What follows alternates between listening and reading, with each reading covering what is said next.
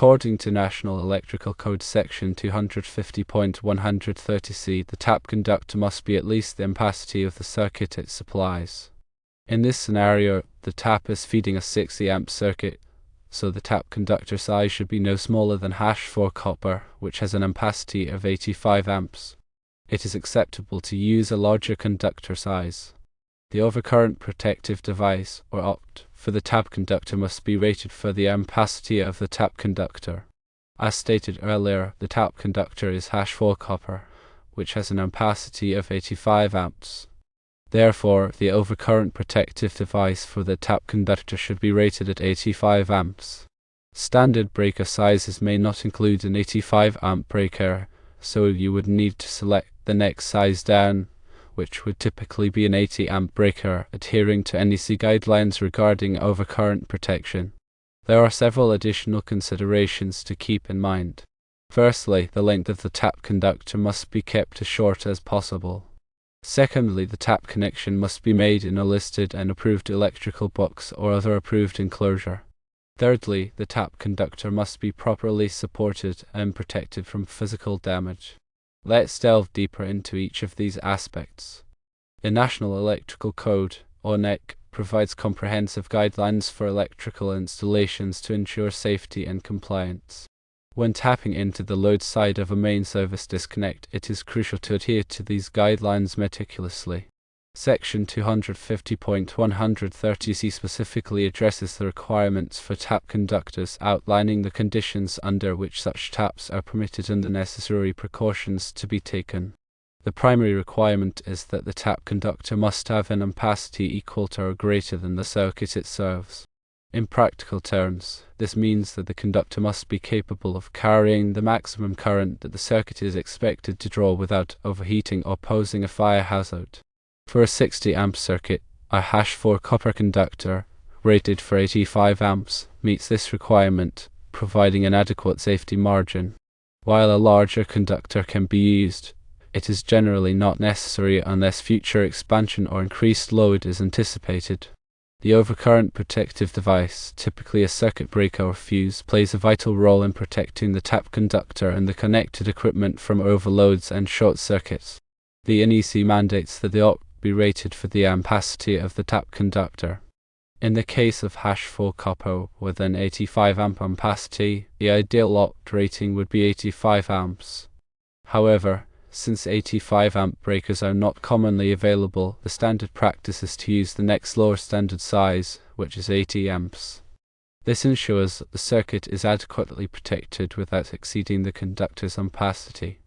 It is important to note that the OPT should be selected based on the conductor's ampacity, not the load it serves. While the load may only draw 60 amps, the conductor must be protected against the possibility of a high current flow due to a fault or overload. The length of the tap conductor is another critical factor. The NEC imposes limitations on tap conductor length to minimize the risk of voltage drop and ensure that the overcurrent protection functions effectively. While the specific length limitations may vary depending on the application and local codes, the general principle is to keep the tap as short as possible. This helps to maintain adequate voltage at the load and reduces the likelihood of nuisance tripping of the overcurrent device. The tap connection itself must be made in a listed and approved electrical box or enclosure.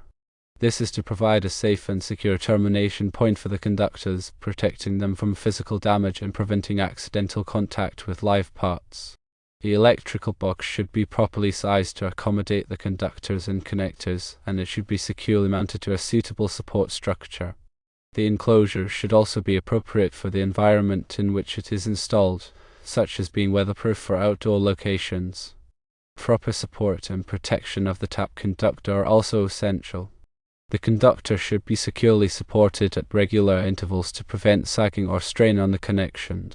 It should also be protected from physical damage, such as abrasion, impact, or exposure to chemicals. This can be achieved by running the conductor through conduit, cable trays, or other protective raceways. The type of support and protection will depend on the specific installation conditions and the requirements of the NEC. Now, let's further expand on the selection of the overcurrent protective device, OPT. While we established that an 80 amp breaker is generally used when an 85 amp breaker isn't available, it's important to understand the nuances of overcurrent protection. The NEC allows for some flexibility in breaker sizing based on specific circumstances. For instance, if the calculated load is significantly less than the conductor ampacity, a smaller breaker may be permitted. However, this requires careful consideration and documentation to ensure that the installation remains safe and compliant. The NEC provides specific rules for sizing overcurrent protection devices based on the type of load, the conductor ampacity, and other factors. It's crucial to consult these rules and perform the necessary calculations to determine the appropriate breaker size for the application. Furthermore, it's worth noting that certain types of equipment, such as motors, may have specific overcurrent protection requirements that differ from the general rules. These requirements are typically outlined in the equipment's listing and labeling and must be followed carefully. The tap connection is a critical point in the circuit, and it must be made with high-quality connectors that are listed and approved for the specific application. The connectors should be properly sized for the conductors being used, and they should be installed according to the manufacturer's instructions. It's essential to ensure that the connections are tight and secure to prevent overheating and arcing. Loose connections are a common cause of electrical fires, so it's crucial to pay close attention to this detail. There are various types of connectors available, including wire nuts, crimp connectors, and mechanical connectors. The choice of connector will depend on the conductor size, the type of enclosure, and the specific requirements of the installation. Wire nuts are commonly used for splicing smaller conductors, while crimp connectors are often preferred for larger conductors and high current applications. Mechanical connectors provide a reliable and reusable connection, making them suitable for applications where frequent changes or modifications may be required. The electrical box or enclosure that houses the tap connection should be made of a durable and non-combustible material such as metal or fiberglass. The enclosure should be properly grounded to provide a path for fault current and to protect against electric shock. The grounding conductor should be connected to the enclosure using a listed and approved grounding connector. The enclosure should be sized to provide adequate space for the conductors, connectors, and any other devices that may be installed within it. It should also be accessible for inspection and maintenance. The NEC specifies minimum dimensions for electrical boxes based on the number and size of conductors they contain. These requirements are intended to prevent overcrowding and to ensure that the conductors can be properly installed and terminated. In addition to the general requirements outlined above, there may be specific local codes or regulations that apply to electrical installations in your area. It's essential to consult with your local building department or a qualified electrical inspector to ensure that your installation complies with all applicable requirements. Local codes may vary depending on the jurisdiction, and they may include additional requirements for grounding, bonding, and overcurrent protection. Failure to comply with local codes can result in fines, penalties, and even the shutdown of your electrical system. It is also important to consider the environmental conditions in which the tap conductor will be installed. If the conductor is exposed to moisture, chemicals, or extreme temperatures, it may be necessary to use a special type of conductor that is designed to withstand these conditions. For example, conductors that are used in wet locations should be rated for wet locations, and conductors that are exposed to chemicals should be resistant to chemical corrosion. The NEC provides detailed information on the types of conductors that are suitable for various environmental conditions. When selecting a conductor, it's important to consider not only its ampacity but also its voltage rating. The voltage rating of a conductor is the maximum voltage that it can safely carry. The conductor must have a voltage rating that is equal to or greater than the voltage of the circuit in which it is installed. For example, a conductor that is used in a 120-volt circuit must have a voltage rating of at least 120 volts. Conductors are typically marked with their voltage rating, so it's easy to verify that you are using the correct conductor for the application. Furthermore, it's crucial to ensure that all electrical work is performed by a qualified and licensed electrician. Electrical work can be dangerous, and it's essential to have the knowledge and experience to perform it safely and correctly. A qualified electrician will be familiar with the NEC and local codes, and they will be able to ensure that your installation is safe, compliant, and reliable.